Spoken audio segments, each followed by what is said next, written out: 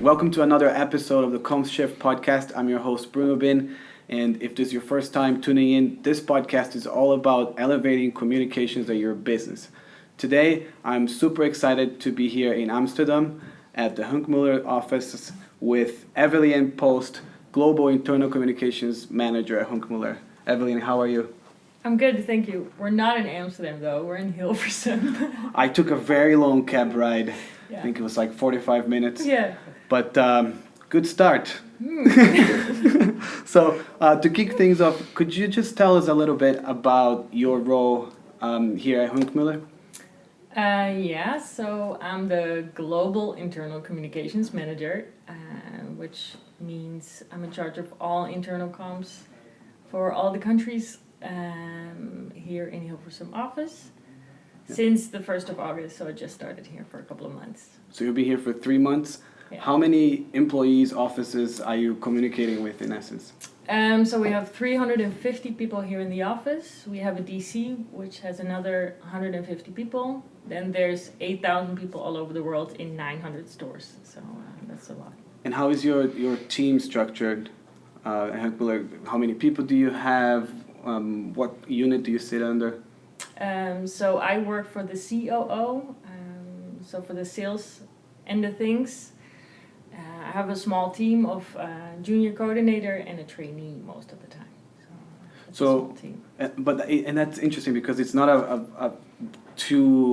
it's not too rare to find that kind of setup where you have, in your case, 3 people communicating to, if my calculations are right, somewhere around 8,350 employees. Now, if you think about that, what does success look like for communications at Hunkemöller? Well, success at Hunkemöller has 2 elements. So for me, because I'm under sales, it serves the purpose of getting all commercial sales support, promotions, all of that communication to the store so they are well prepared to get the business going and keep it going. Yeah. And on the other end, the employee engagement, which counts for staff in the office here, but also overseas and or anywhere in the stores. So communications with the stores and promotions, but also employee engagement. Yeah. How is some of that measured? Well, I measure, of course, how my communication goes through the different channels that we have. So there's open click rates, how often things are viewed or liked, which they do very well, which is super cool.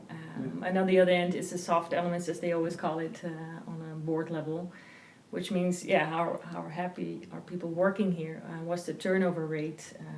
And how we can make it, a fun company culture that people want to be a part of. So you mentioned your executive team. How are they involved with those initiatives? They take it very serious. I think companies in general, if they have this role as I have it as a full-time job, they do take it serious.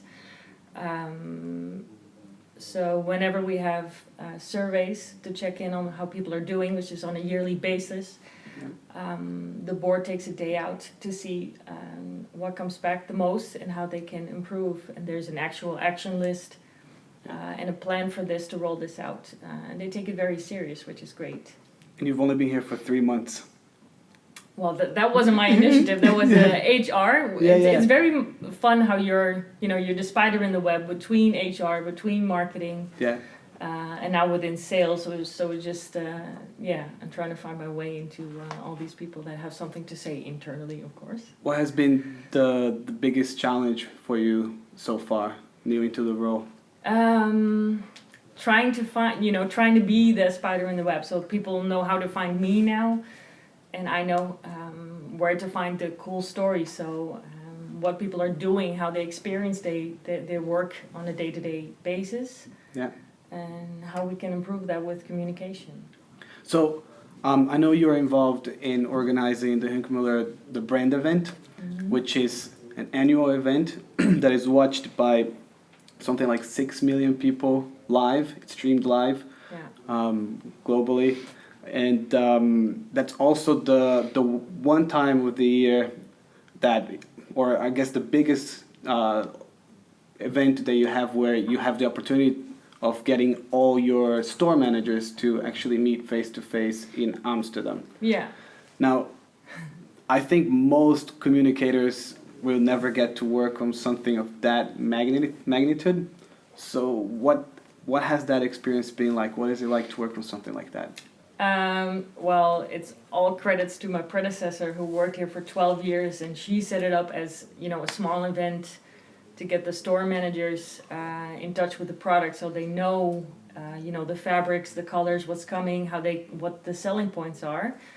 And it just grew bigger and bigger. And being a big brand as we are, as you see, it's nice for marketing to take it on the next level as well.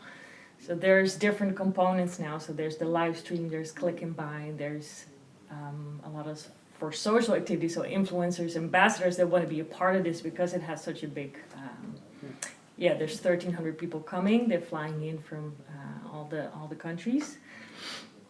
But it has a new element now that is for external communication actually and marketing. But it's still part of my whole. Do you think those two are kind of blending more and more, internal and external comms?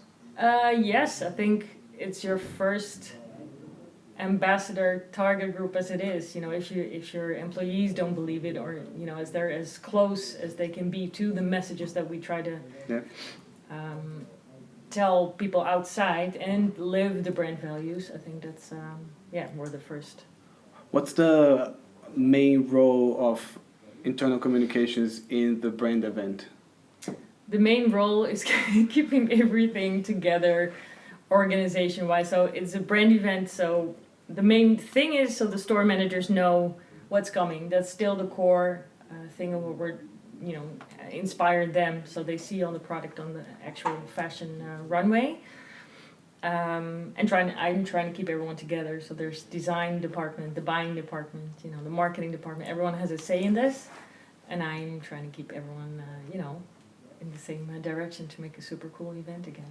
I was looking into your brand vision, and it states that your media mix, it's a media mix with a focus on the right channel, on the right device, at the right moment, for the right person. Now, you come from a marketing background. Would it be fair to say that that's almost like something you would want to maybe replicate internally? Yes, I think it's exactly what I do in internal comms. So you have your different target groups. You try to find the time slot that works for them, which are very different within my target groups. If you work on the weekends, you have a different schedule than the people here in office hours. So the timing, the person, we deal with a lot of languages. So people like to receive their content in their own language because it comes across as natural for them as they have their interactions in store. So there's a lot going on when it comes to getting the right message at the right time and the right employee. Yeah. I think obviously for Hunkemöller, company culture would be a huge thing. Yes. How do you use internal communications to amplify those messages to your employees, especially given that you have so many employees who are not sitting in front of a computer every day, right? Mm-hmm. So it differs in channels now. So we have a portal that we use mostly for sending information. Yeah. There's an app, so the people in store have that on hand, just to see how they have to do the windows or whatever information that we have to share with them. All the decision making from the head office goes through either or, depending on the messaging. And then the engaging part, so they like to see if they have the products in store. What was the photo shoot behind the scenes? There's a lot of cool stuff that creates the ambassador feeling of the employees. So you shared with me before that you kind of have two main internal audiences. You have the HQ, and then you have 900 stores. And of course, you have stores in 10 plus countries.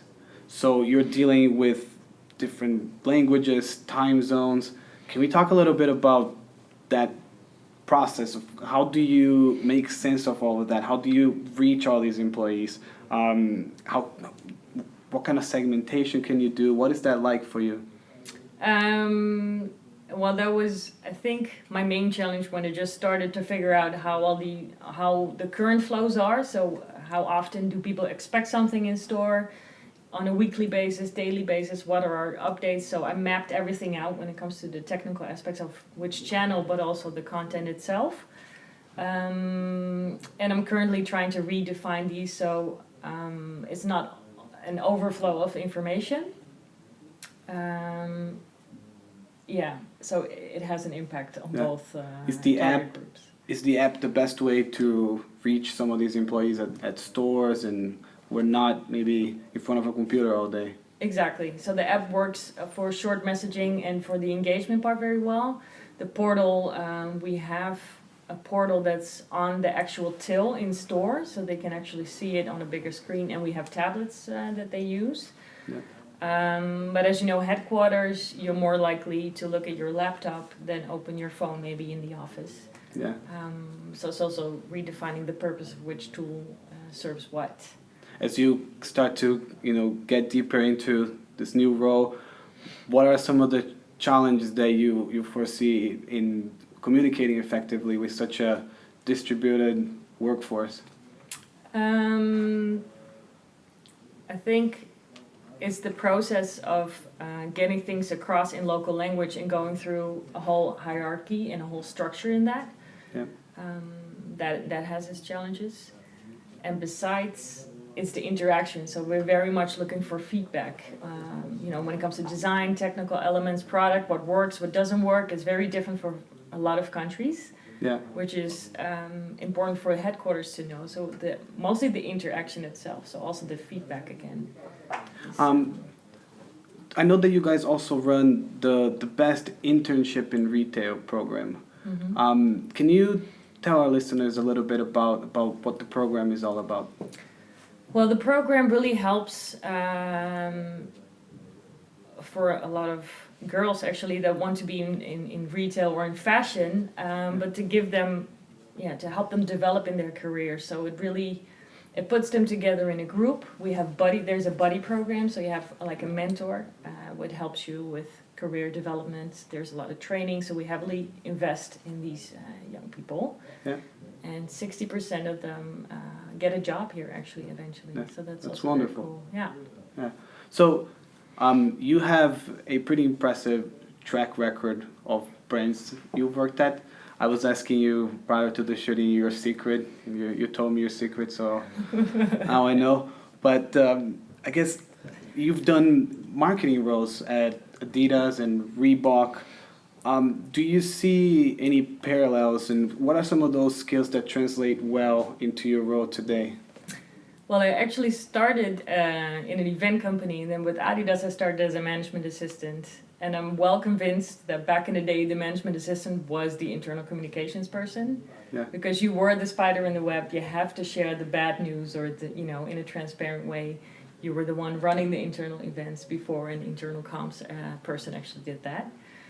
And then I rolled into marketing. Then you have your content, your target groups, the whole structure. Now again in retail, it's very much fun that I'm back into this business.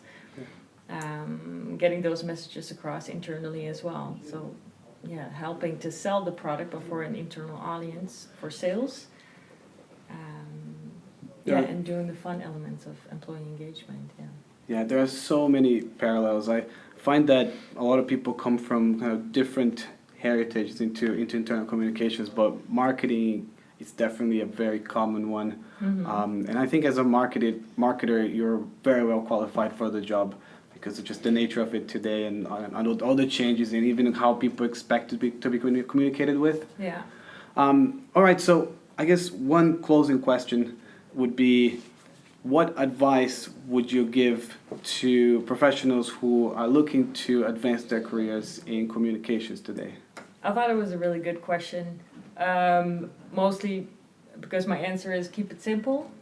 Yeah. I think people trying to overcomplicate corporate communication a lot, which at the end of the day, the employee just wants transparency and a fun job. So if they're going to be invested in, that's already a good start. Well said. Well, so once again, thank you so much for welcoming us to your office. The office is wonderful, by the way. I bought a mystery gift bag that I've been giving to people who join the podcast. Thank you. So this one is for you. And for our listeners, thank you so much for joining. Make sure you subscribe. Visit smarp.com/thecomshift. That's SMARP.com/thecomshift. All together, no hyphen. And I'll see you next time.